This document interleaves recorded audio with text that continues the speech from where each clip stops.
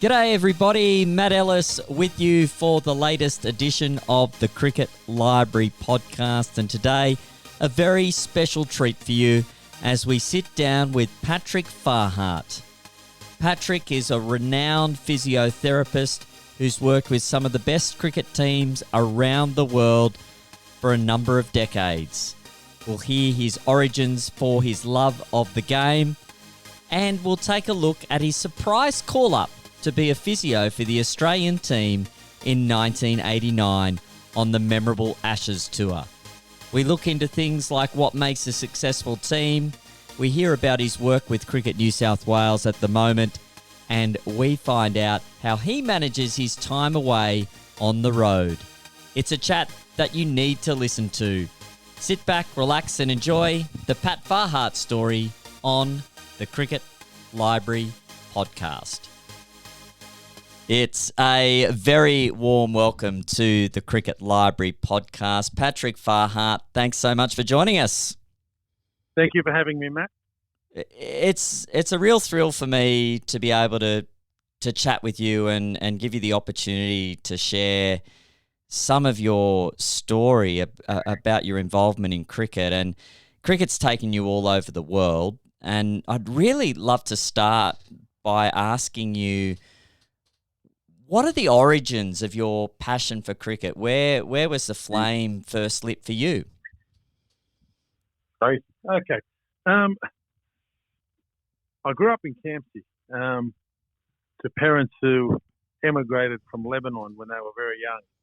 So cricket wasn't exactly a sport that was on my parents' radar, my family's radar. And I'm not exaggerating when I say this. The first time I brought a cricket bat home, my father literally thought it was a utensil that could be used for turning Lebanese bread in an oven. If you don't mind me digressing, rugby league was my first love. My first memories of sport were my mother taking me to Canterbury Bulldogs matches. Mm-hmm. So the Berries at the time, when I was a kid, and taking me to junior rugby league matches to play on transport because we didn't have a car. Mm. But, my earliest memories of playing cricket with my brothers at home, we had this very long driveway at home. Mum still lives there. This very long, narrow driveway. There are lots of broken windows in our house and the house next door. If there was an errant cover drive or a lofted on drive, you had to learn to play straight, and you had to learn to keep the ball down on the ground, and you had to learn to bowl straight. So they were my first memories of cricket. From there, I used to spend all of my holidays playing in the local park around the corner from my place with my brothers and cousins. We would literally go there straight after breakfast and literally get home just before dinner. Yeah. My first game of cricket, organised game, was a school game at under 12s. My school, Christian Brothers Lewisham. We were in the Western Suburbs comp, and it was under 12s, and I'll never forget it. We're playing at Goddard Park, Concord, and I still drive past there occasionally. It's not far from Cricket Central. And believe it or not, I was an opening batter for my first game. And Goddard Park, at the time, there was a synthetic wicket there, and there was the ground itself is on this massive slope. And I was facing this young guy. I still remember his name very well, Craig Sharp. He was about 6'1". He was 11 years old. He's the biggest 11-year-old I'd ever seen. And the second ball I'd faced, I got this hit at the end of my finger and felt this pain at the end of my finger, something I'd never felt before. Thought it was a bit sore. Played the next ball and looked down at my hand, and there was blood everywhere, and walked off the field. And I was in hospital about an hour later, and I had to get the skin and the pulp and the flesh from the top of the index finger on my left hand removed, and still that finger today looks a little bit shorter than the one on the right hand, and it's very flat rather than being rounded. So they were my first recollections of playing cricket, but I loved the game and always have loved the game since that time. Game's been brilliant. It's an amazing sport, amazing people. So tell me, how do you get back on the bike, so to speak, after 3 balls into your your organised cricket career, so to speak, and you have an injury like that. Was it just the love of the game that kept you wanting to go back out and turning up again? 100%. My parents didn't exactly want me to go back, but there were some people there at the ground and parents of teammates who really looked after me that day. And I just felt at that time they really did the right thing by me, and I wanted to do the right thing by them and pay them back and turn up to the next game that I played, which is around 6 weeks from that time. And you know, a lot of the people I played with then, I still stay in touch with. I'm really fortunate that I still stay in touch with a lot of people who I played with when I was young and a lot of people I went to school with. And, you know, the love, for me, the love of the game was really inspired by the people I played with when I was very young. And like I said, a lot of them still really good friends of mine. I still love staying in touch with them. Yeah, the relationships formed through being part of the cricket family as part of what helped in your progression professionally as a physiotherapist. You were playing some club cricket and had some time playing overseas. Can you give us a little bit of the backstory into your 1989 Ashes call-up? Oh, geez. Long time ago. So I was playing cricket as a fast bowler and a professional, believe it or not. So I actually got paid to play cricket. I was playing for Lancaster Cricket Club in the Northern League, which was a reasonably good standard. Australian team was there at the time, and I actually saw a couple of guys from the national team early on in the tour when they played a trial match. So I think that was somewhere in Warwickshire. It may have been Birmingham. I remember getting the train down from Lancaster to Manchester down to Birmingham to catch up with a few of the guys, because I'd actually played league cricket the year before at a club called Greenmount, where I was the amateur and Mark Taylor was the professional, and we lived together, but I probably saw him for 5 nights because Mark was being diligent and looking after himself and practicing and doing all those things, and I was out basically every night. So they knew I was over there playing cricket. The physiotherapist at the time, the legendary Errol Alcott, had to go home around 6 weeks before the end of the tour. This one, it was a 3-month tour, and they used to play 10 or 12 of the county teams as well. And there were 6 test matches. He had to go home around 6 weeks before the end of the tour for business reasons. And they were looking for a physio, and this is the days before mobile phones. I was at our cricket club at a training session, and the phone rang, and Mark Taylor was on the line. Said, "Bob Simpson wants to talk to you." And he basically said, "We're losing our physio tomorrow. The 4th test is in Manchester. Can you come down and be the physio for the tour, for the remainder of the tour?" And yeah, literally a dream come true, and amazing experience, amazing time to be around that team and in that environment. And you know, they basically made history. It was the first test series that Australia had won, meaningful test series that Australia had won for a long time, and the first time they had regained the Ashes in England for a very long time. So it was incredible experience it was. So 1 minute, you're literally at training, cricket training, and the phone rings, and then the next minute, you know, they're handing you a tracksuit and you're the Australian team physio for one of the most significant tours in Australian cricket in the 1980s. Yep. Talk about the right place, the right time was crazy. I thought it was, I've got to have to be careful with my language. I thought it was a prank, initial phone call. Yeah. But yeah, when I was heading down there, I still thought it was a prank. When I arrived there, and yeah, taken into a room, and they said, "This is your gear, and this is what you're doing. This is where we're staying." It finally sank. Amazing. It was an incredible experience. So as a physiotherapist who loves cricket, plays cricket, to work with cricketers, what's that transition like for you on a professional level, needing to build those relationships with the players? Without trying to sound arrogant, I never really found that an effort. Yep. I found that quite easy to do. I think, firstly, for a few reasons, I love the sport of cricket. I love my profession and still love my profession. And working as a physiotherapist in a cricket setting for me was, the marriage of the two things that I loved in life. And people talk about happiness being, if there's something that, inverted commas, you think you're good at. I'm not sure if I'm good at it. And if that is what you love, then that's a success. And that's nothing to do with finance. It's to do with fulfillment. Yeah. What you can contribute. And for me, it was just a natural fit. I always, like I said earlier, I always treasured the relationships of the people who I played cricket with. And for me, it was a natural transition to do the same with the people I was involved with when I was working with teams. I just, like I said, I don't want to sound arrogant, but I just felt it really came naturally to me, and I really enjoyed it. And it sounds crazy, it's never ever felt like work. I'll openly say to people, I openly say this to some of the young players that walk into our place now at Cricket Central, and they will turn up for a training session. I sometimes see them, either a little bit down or a little bit bored, and I'm very, very open about saying your worst day at cricket is always better than your best day at work. So, yeah. Yeah, I love that.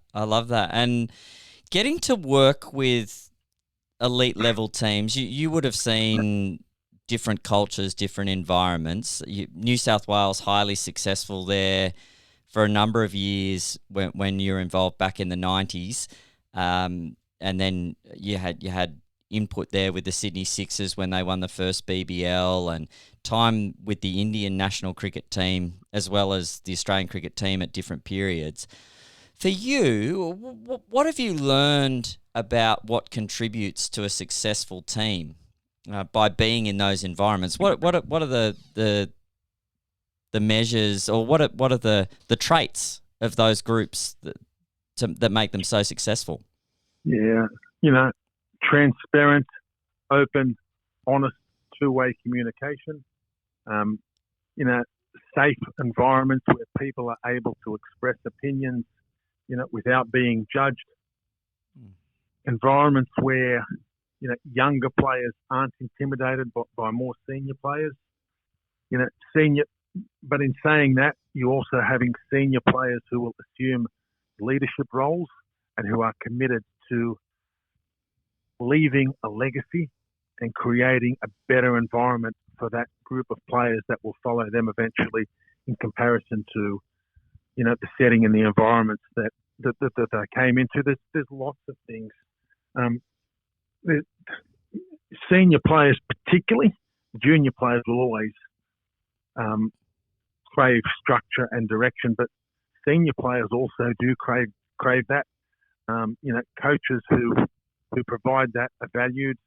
There's a fine line between being a dictator type coach and someone who provides that structure and direction. And the best coaches have the ability to do that. They also have the ability to evolve as their team evolves. You'll see a lot of coaches come in who will work with a team that's struggling of mainly junior players, and have, I wouldn't use the word authoritarian, but have quite a pragmatic and structured and fairly tight way of doing things. And for a year or two with the team, that can work really well. But once players are comfortable and more experienced and are able to manage their games, their emotions in a more positive and productive manner, players don't really want that. And if coaches and support staff don't have the ability to evolve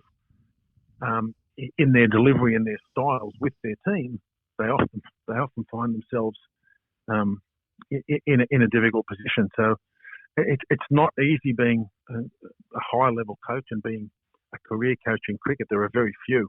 So that alignment of players, coaches, support staff, I think, also is really, really important.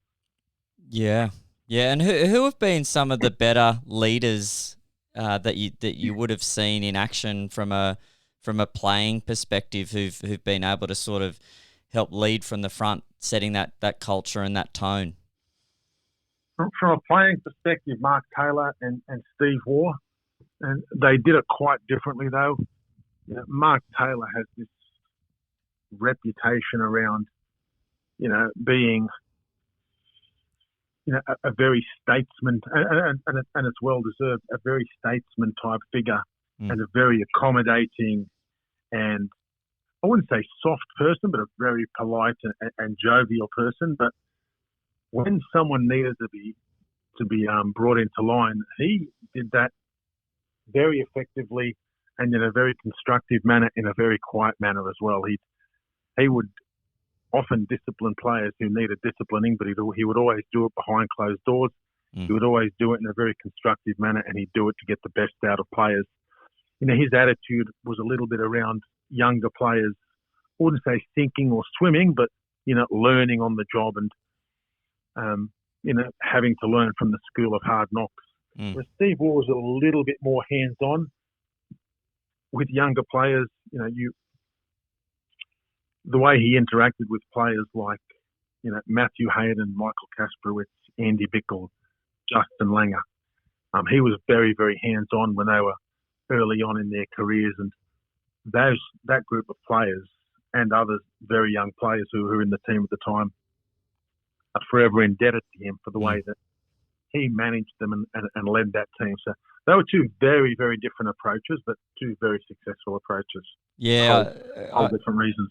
I think what comes to mind there is Justin Langer saying that he'd run through a brick wall for Stephen Waugh, and I reckon I reckon he actually would if Stephen thought it was a good idea. I think you're 100% right on that.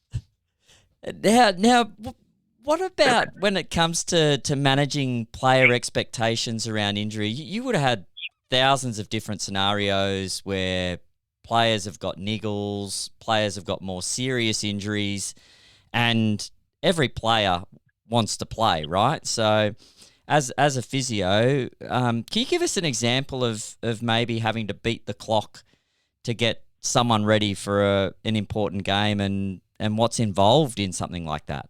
Yeah. I'll answer that in two parts. What you said, the first thing that piqued my interest then when you asked that was around expectations of players. And players, all they want when you're talking about an injury and the direction in how the rehab's going to go. And we don't ever really know 100% when, of the timing when someone's going to be fit from an injury. Everyone heals in a different manner depending on the stimulus that you place upon them, also depending on their past injury history and their anatomy and how they lay down tissue, etc., etc.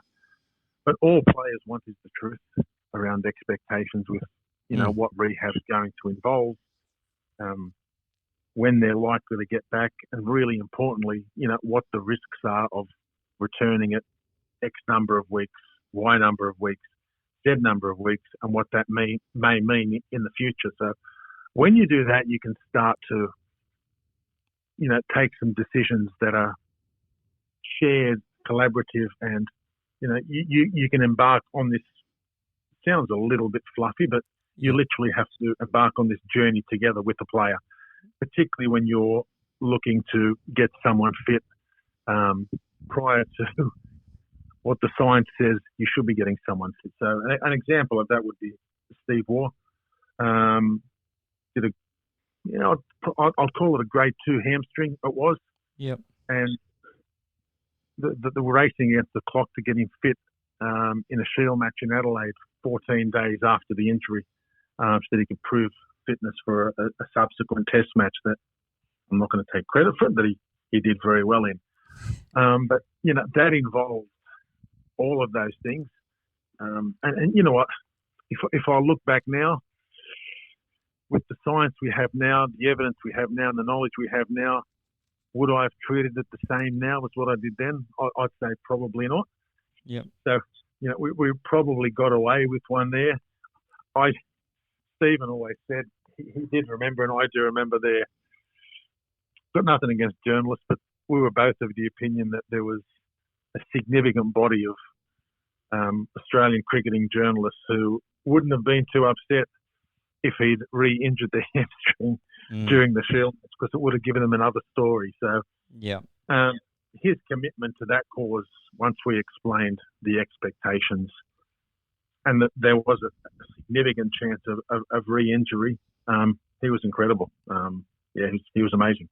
Yeah. And it sounds like that communication piece is really important there, and managing that expectation through honest communication and clear understanding of what the expectations are. That allows you to work together. And if you get there, that's outstanding. And if you don't get there, at least you know you've given it the best possible chance of being ready to play.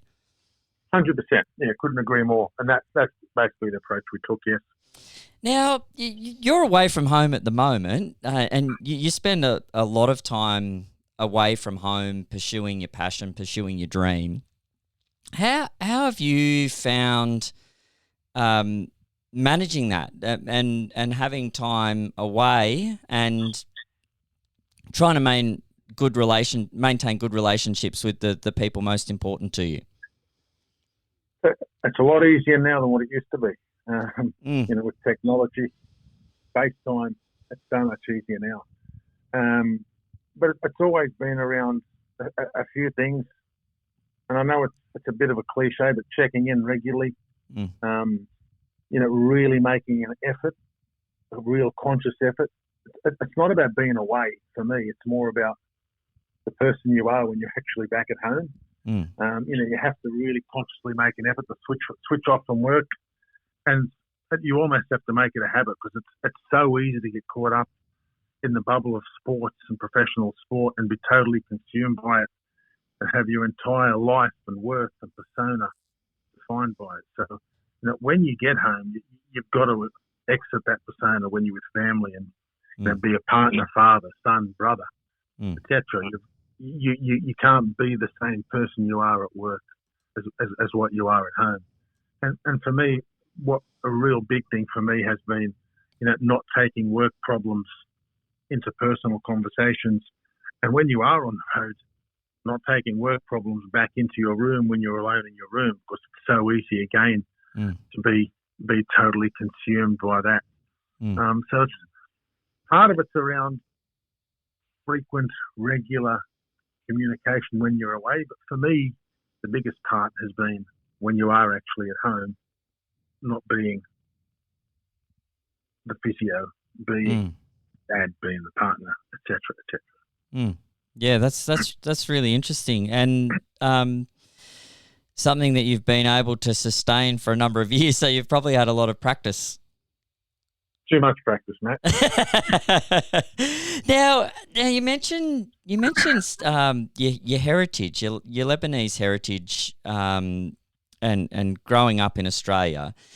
There was lots of places that you got to travel to working in cricket, and one I'm really interested to ask you about was when the Australian cricket team had a visit to Gallipoli, and I'd love to know the significance of that for you as a person who comes from a different background. Yeah. Well, Gallipoli was amazing. I've travelled to 38 countries last count. And honestly, that still is probably the best day out I've had anywhere, going to Gallipoli, Anzac Cove, etc. Absolutely amazing. Some of my first memories were, we were Lebanese. My parents were Lebanese, but some of my first memories were my dad taking us to Anzac Day marches in the city when we were kids. Like I was 4 or 5, and I remember us going. And, I said my mum came here when they were young, and they really assimilated and took on Australian values and were very, very Australian in the end. But, part of me was, I'll always have a part of me that's Lebanese, but there was always a part of me that didn't really feel like I belonged in this country. Sounds crazy, I know. But going there gave me a real appreciation of the sacrifices that those people, the young soldiers of that time, the sacrifices they made, when you go there and you look at the geography and the terrain and imagine these guys, arriving at sunrise into Anzac Cove. It's just this unprotected bay, and you looked at the terrain that they had to encounter, getting up these crazily steep cliffs. You couldn't believe it. And you've got these Turkish soldiers overhead, and these young Australian New Zealanders having to get up these cliffs, and they're having this barrage of just constant volley and gunfire. And we had Turkish guides there, and the descriptions around the hand-to-hand combat and the contact rifle bayonet type contact, and it's just amazing. And for me, it sounds crazy, I know, but once I went there and saw that, I really felt I'm one of you guys now. Going there really made me appreciate Australia. Not that I didn't before, but really made me appreciate Australia more, and the people that went there and what they sacrificed and what they did for the country, and just made me feel like I belonged a lot more. Yeah, quite a profound visit by the sounds of it, and I'd imagine some of the players to actually get to see it up close and personal. Was that a John Buchanan organised event, or was it something that was a collective decision to be a part of that? It was very much John Buchanan inspired. John was way ahead of his time, in my opinion. For a guy who played 7 first-class matches, understood the game.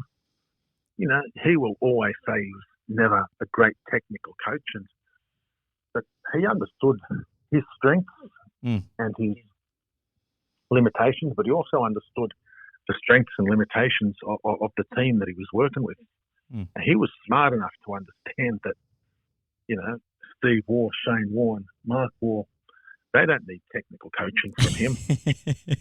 They need an environment where, they can flourish and be relaxed and, let their abilities run free. And, they need an environment where they have the ability to switch off and become better people and, essentially have a cricket life balance. So when they turn up to cricket, they're at their best. And, it was really the first time that, he really integrated families in and around the cricket scene. And, I think, not saying you weren't seeing the best of people before then, but he really put that at the forefront of how he managed teams. So yeah, he's an amazing coach for a lot of different reasons.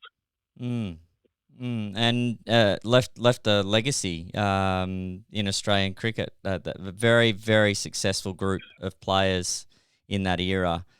Now, yeah, left them. Yeah, I agree. Left a massive legacy, particularly in and around, scouting, player analysis, planning.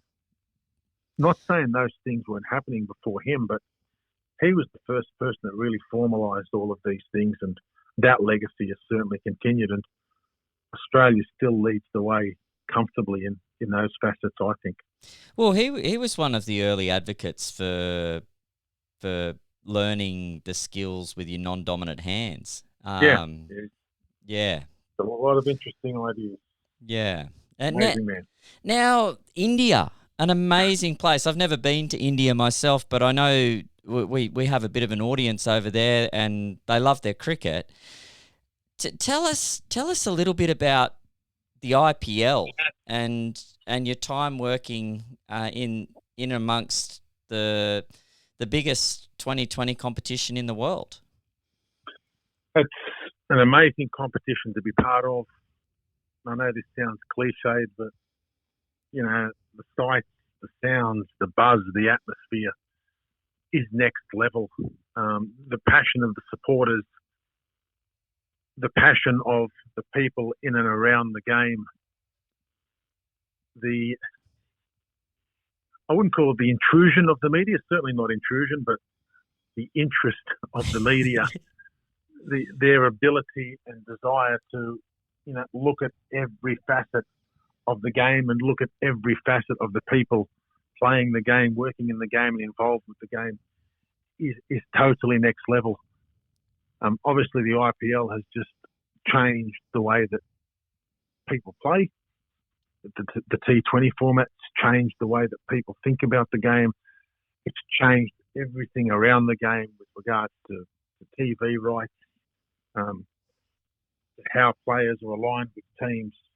It's an incredible place, an incredible experience, and everyone should. If you're a cricket lover, if you ever have an opportunity, you really should go. The fan following of some of the larger teams, particularly Mumbai, Chennai, and Bangalore, is absolute next level. The noise in the stadiums and just the whole experience is just incredible. Yeah. Amazing. They seem to have that tribalism element we see in our football codes over here to some extent. It does look like it is making that look quite small. Yeah, particularly in a city like Mumbai, which is it's a city of 25 million people, but it would have to be the most cricket-obsessed city I've ever been to. You have what we call the Maidans and the cricket grounds, and there are these huge ovals, and there's 8 to 10 matches taking place side by side, and you will see kids of 9 and 10 travelling to get to being coached before school. It's just a totally different experience and totally different fabric and framework around the sport. It's an incredible place to go to. And I understand you've been learning the language as well. You speak a bit of Hindi? Yeah, when I was full time with the national team, my Hindi was actually getting quite good, and I was probably reading and writing better than I was speaking it. I've dropped off a little bit now, but I want to get back onto that. So I was self-taught, and I had some good teachers with a lot of the players. But I really want to get back into that because I really enjoyed it. I was a little bit fortunate because maybe 15, 20% of the Hindi words have Arabic origins, so that helped me a lot. But it's learning a different language is incredible. Yeah, and were you in situations where you could practice essentially having conversations with the people you're working with? Daily, yeah. Yeah. Yeah, situations where I could practice daily with players, coaches, support staff, and people around the team as well. Oh, fantastic. And you're very interested in an important topic, and that's around injury prevention for fast bowlers. You've done a lot of study in this space. What's been the driving force behind that for you, and can you give us a little bit of an insight into what's been involved there? It's going to sound crazy, but I had a physio clinic for a while, and I used to see a lot of cricketers with low back injuries, and you'd bring them in and you'd put them onto an injury prevention, an injury management program, around improving flexibility, around hips through low back, through pelvis, working on core strength and working on general strength. And these players with 3-4 month rehab go away and you wouldn't see them again. And you think, geez, I healed that one, I healed that one, I healed that one. and in time you'd learn that they'd gone off and seen someone else, or they weren't bowling quick anymore, or they'd gone to spin bowling, or they'd dropped out of the game. So, for me, the first motivation for me was failures in my management of previous lower back injuries with players I had dealt with. And for the last 35 years, there's been an amazing amount of energy, effort, resources and research into trying to understand why lower back injuries to fast bowlers occur and how to best prevent them. And to be brutally honest, we've only really scratched the surface, and the injury rates are at least as high as they were 30 and 35 years ago. Mm. So for me, someone that's worked in and around cricket for that period of time, my first motivation here is I need to find, no, I'm not going to be on the earth forever. Yep. I would really, before I leave the earth, I'd really like to find a better way of doing things. And it's cliched, but trying to give back to the game a little bit, because the game's been very, very good to me. Mm. And also, I think it's important to leave a legacy, and whatever knowledge we have around this, we try and improve on it, and then we try and share it, because knowledge not worth sharing isn't exactly worth having. So, a lot of the work has been around trying to understand the strengths and weaknesses of the previous body of research, which stretches back 35 years. So I've published a systematic review on that. And the next steps now are around trying to find ways to measure different aspects of someone's lower back anatomy on MRI scans, so that we don't just have one or two variables that we look at when we're attempting to make decisions about whether someone should be playing or shouldn't be playing with a lower back injury, but we have a lot of other things that come into that potentially predict, whether someone's not going to get injured, whether someone gets injured once with their lower back, or whether someone injures their lower back and then injures it again and maybe doesn't play later on, which is, like I said, happened to a lot of people that I've worked with. And following that, we're looking at trying to establish and create models that, I think better measure how the low back moves and how it absorbs shock and force, and how we produce force during the fast bowling action in manners that I think are, more relevant to what happens in real life. So that's what I'm in the midst of at the moment. It's something I'm really enjoying. Yeah, and is there an end point to it, or you think it's something that you just continue trying to improve? What I'm trying to do is create technologies and systems and algorithms, for want of a better term, that people will be able to use later in subsequent research, and try and apply these to the groups of players that they're working with.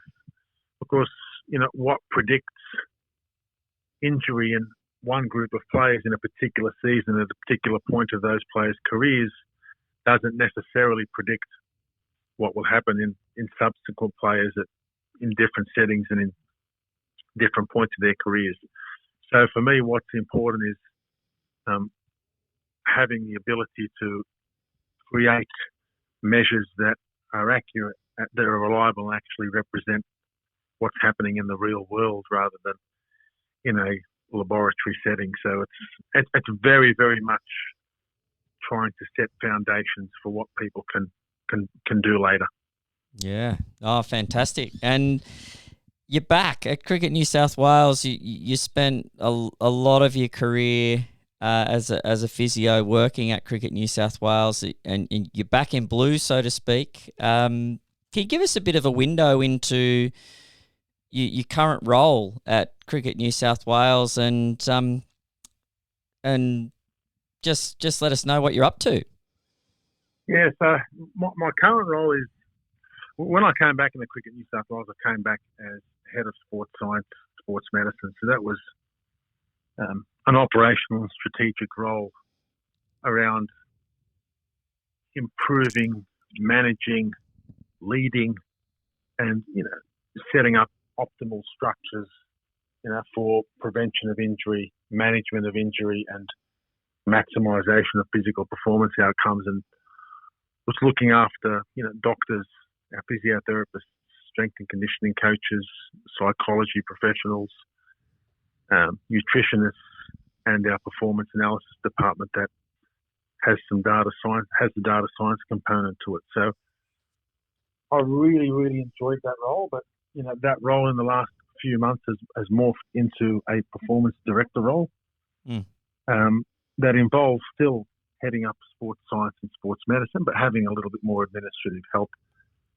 with me to be able to do that. But also now looking after the male pathway of cricket in New South Wales for non-professional players, basically. So, our under 17 and under 19 metropolitan and country boys elite programs. We've established an emerging players program. So we're trying to give those players who sit between our under 19s and our professional players, our state squad, access to high quality coaching, high quality sports science, sports medicine services. A big part of my role is going to be around trying to reduce the gap between Premier Cricket and state cricket. Yep. And for me, a lot of that is going to be based on assisting Premier clubs to view themselves and behave. It's not for me to tell anyone how to behave, but to exhibit high performance behaviours and view themselves as high performance programs. And I'll be very straight. A lot of the things that I will speak about, they won't agree with me. And we're trying to find a better way of doing things. And for a lot of people, I'm not having a go at anyone, but a lot of people will instinctively think that change will negatively impact them. But I really want to work closely with clubs and the system on trying to find a better way to, like I said, reduce that gap between Premier Cricket and state cricket, and find a better way to develop our players to give them the best possible chance of succeeding, if and when they get to professional programs. Yeah, absolutely. And Major League Cricket, you've seen that up close and personal, the last couple of iterations of it. The Washington Freedom, part of the Cricket New South Wales setup. How important do you see Major League Cricket being in the development of players and producing high quality cricketers?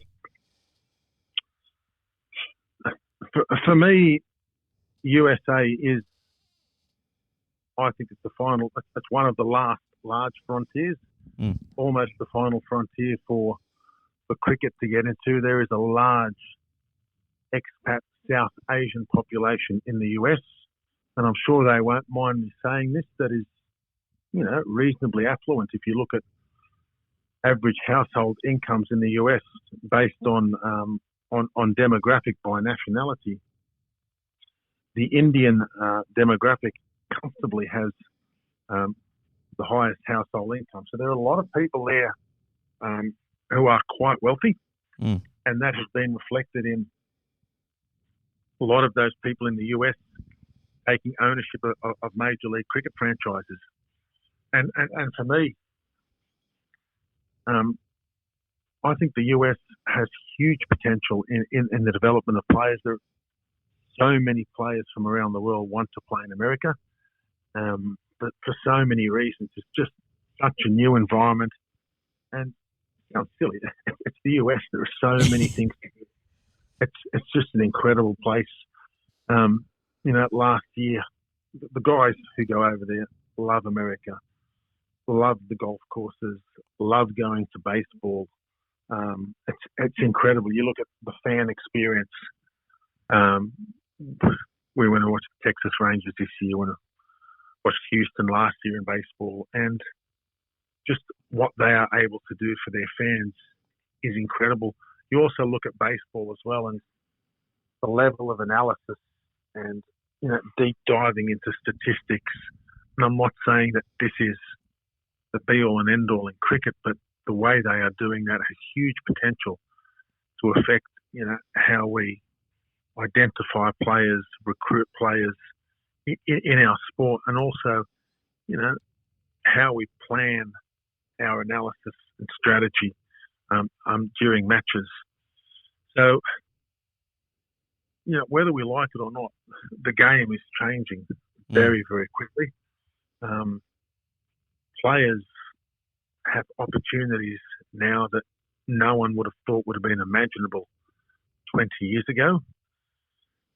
And I think, national boards really, it's easy for me to say this, and it's not an easy thing to do, but there's going to come a tipping point where national boards really need to work closely with the ICC, with one another, and with some of these large leagues around the world in trying to optimise things and everyone getting a bit of a win-win in terms of how things move forward. Because if we don't, potentially a lot of players are going to vote with their feet and move into these leagues. And there's nothing wrong with that, but I'm a bit of a traditionalist when it comes to cricket. I love longer form cricket. I love the Sheffield Shield. I think it's an amazing competition. I love the Ranji Trophy in India, which is their equivalent to our Sheffield Shield. And I love the county game, so I've worked over there as well. I really enjoy that.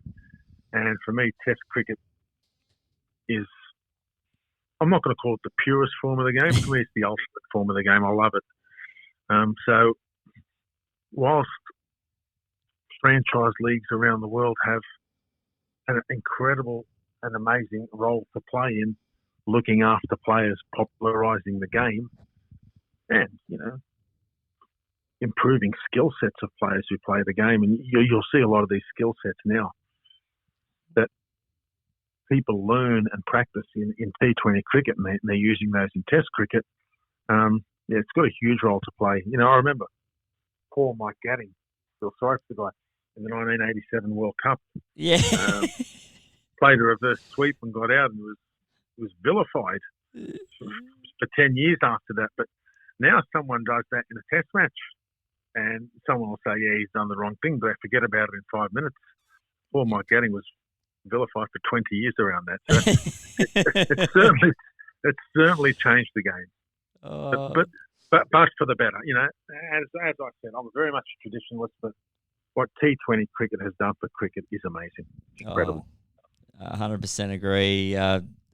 The ultimate form of the game, Test cricket. I know majority of our listeners would be on that train as well. Now, before we let you go, this is our hardest hitting question, probably the one that's been keeping you up at night in the lead up to this, Patrick. But if you could invite any three people to a net session, they don't have to be cricketers. They can be rock stars. They could be politicians. They could be comedians. Whoever you like. Professional. We've had professional wrestlers get a run in the nets. Who's your top three invites? This took me about 5 seconds to settle on, mate. Certainly didn't keep me up tonight. They're three cricketers. Yeah. And it was very, very easy for me. And I'll talk about why in a minute, but Viv Richards, Dennis Lilly, and Shane Warne. And when I say Viv Richards, if I could have had, Viv Richards in the late 70s, early 80s, the way he was batting, best batter I've ever seen. He had everything: power, precision, technique. The equipment he was using compared to what people are using now. And he was hitting the ball over the boundary at the MCG from the middle when there were no ropes with bats that were there 45 years ago. It was crazy. He averaged 60 for the first 10 years of his career. He had an amazing average and strike rate in one-day internationals when no one, during the time that he played, had anything near that in terms of strike rate and average. Just an incredible player, the most dominant batsman I've ever seen. And I'd love to have him batting at one end of the net. And the two bowlers I'd love to see, like I said, are Dennis Lilly. He had a late 1970s edition of Dennis Lilly, the complete fast bowler. He had everything: pace, bounce, movement, attitude. The thing I love about Dennis Lilly, two things. He's an amazing coach. I've been fortunate enough to watch him coaching fast bowlers firsthand, and like all great coaches, he has the ability to communicate concepts that are very complicated in a very, very simple manner. He's just a brilliant coach, and for me, he's the godfather of Australian bowling. You look at all the fast bowlers that followed him; he was their role model. McGrath, Mitchell Johnson, Brett Lee, Jason Gillespie. Dennis Lee even Pat Cummins has spent some time with him. Dennis Lee's their go-to man. Just incredible. And, the late, great Shane Warne, could have him alternating with Dennis. Mm. Where he was in the mid-90s, late 90s. It changed the game. He's the best and worst thing that ever happened to leg spinners. The best thing,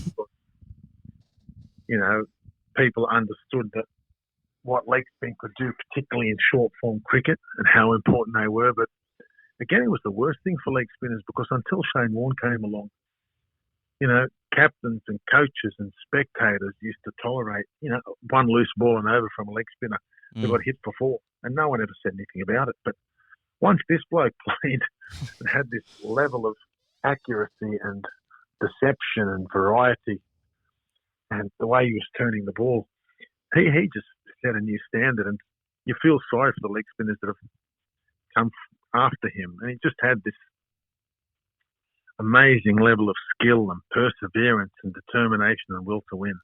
Yeah, he has the word genius, like in the pure sense of the term, genius is what I think of when I think of Shane Warne, because what he was able to do was at a level far above anything I've ever seen in my lifetime. I know I've heard about the Bill O'Reillys back in the day, great bowlers, but Shane Keith Warne, what he was able to do was mesmerising.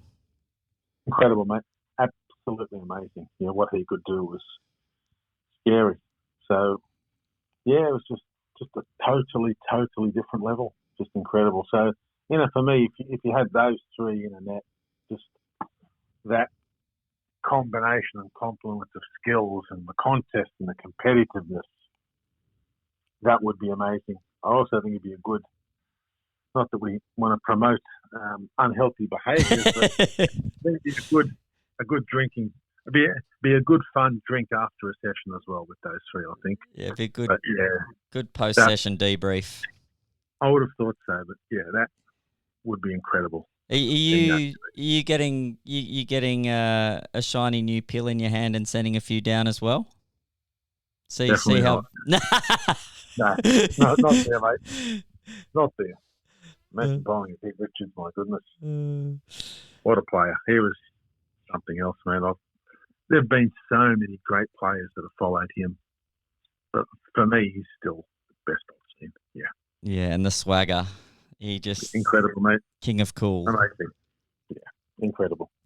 Well, thank you so much for sharing your time with us, Patrick. It's been wonderful to hear more of the intricacies of what you've done over the years. I know it's been a real journey for you, and one that will continue on into the future, and we really wish you all the best with your time at Cricket New South Wales and your aspirations for the future. Mate, the journey's been more than I could imagine, and unbelievably enjoying and fulfilling on so many levels. And I love coming to Cricket New South Wales every day. It doesn't feel like work. I love it. Great place, great people. I'm blessed, mate. Honestly, it's brilliant. Yeah, it certainly is a great place, and looking forward to seeing the Blues and the Breakers and the Sixers and the Thunder and the Washington Freedom go from strength to strength. Thanks so much for your time, Patrick Farhart. That sounds like a very good formula, what you said there. Thank you very much, Matt. It's been a pleasure. I've really, really enjoyed this. Thank you so much. A massive thanks to Patrick Farhart for joining us on this edition of the Cricket Library podcast. A wonderful human being who's made a significant impact over many years in the sport we all love, and looking forward to seeing the legacy that he leaves on the game. If you enjoyed that chat, make sure you hit the subscribe button. Make sure you spread the word, tell your friends, and get around the Cricket Library podcast. You can keep up to date with all we're doing at thecricketlibrary.com. There will be plenty more great stories to be told in the weeks and months ahead. This has been Matt Ellis for the Cricket Library podcast. Thanks for tuning in. Bye for now.